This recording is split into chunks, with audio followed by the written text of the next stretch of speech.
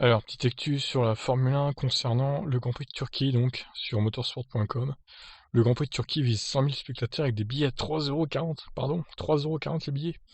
Les organisateurs du Grand Prix de Turquie ont décidé d'ouvrir leurs épreuves au public et aspirent à attirer 100 000 spectateurs pour le retour du circuit au calendrier F1 avec des billets de tarifs très réduits.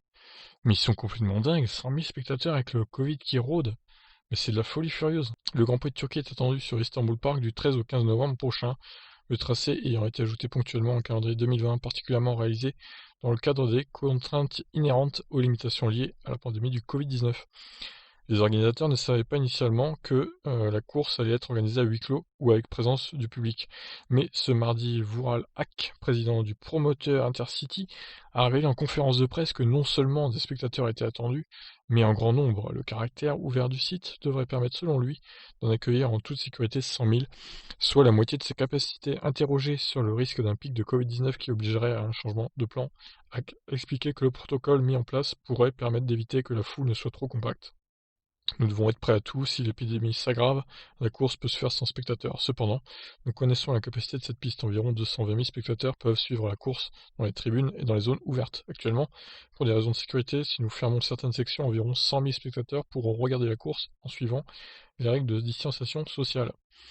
Peut-être plus étonnant encore que le nombre de personnes attendues, le prix des places fixé à 30 lire turques par jour, soit 3,40 €. C'est rien, c'est que dalle. Intercity assure vouloir avant tout réussir l'événement plutôt que de maximiser les profits. La Formule 1 a normalement certaines normes et le prix des billets se situe à un certain niveau. Toutefois, nous, Intercity, nous ne cherchons pas à en tirer un avantage financier et le gouvernement nous a encouragés.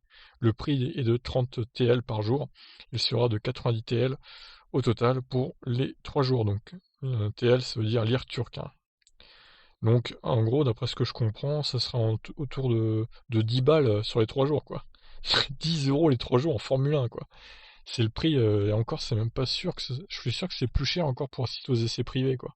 À Barcelone. J'ai pas les prix en tête, mais ça se trouve, c'est encore plus cher que ça, quoi. Les billets seront mis en vente la semaine prochaine et nous pensons que les billets se vendront très rapidement. Enfin, concernant les inquiétudes sur le circuit en lui-même, qui n'a plus accueilli la F1 depuis 2011 du coup, Hack se veut rassurant. Un officiel est venu voir l'asphalte et les infrastructures et nous a félicité en disant que presque tout était comme au premier jour. Cependant, à 2 mois et demi de la date prévue, une équipe plus expérimentée viendra voir quelles améliorations doivent être apportées. Nous pouvons faire ça car nous avons gardé la piste prête comme s'il y avait une course tous les jours. Bon, bah écoutez, au moins la piste et les tribunes sont en état, ça c'est un bon signe. Par contre, les billets là, ils vont être vendus en quelques heures à 3,40 € le billet. Bon, j'imagine qu'à ce prix-là, ça sera pas les meilleures places, ça paraît évident. Mais quand même, 3,40 €, même si on voit pas très très bien, ça vaut le coup quand même, quoi. Et tous les fans de Max, ils vont se ruer en Turquie, vous allez voir. Vous allez avoir une tribune toute orange, remplie de fans de Max Verstappen qui ont payé 3,40 € leur place, c'est obligatoire que ça va être comme ça, quoi. Donc ça ouvre la semaine prochaine, les billets, on fera le point la semaine prochaine, en combien de temps ça s'est vendu, mais il faut compter à mon avis 4-5 heures, c'est parti, hein.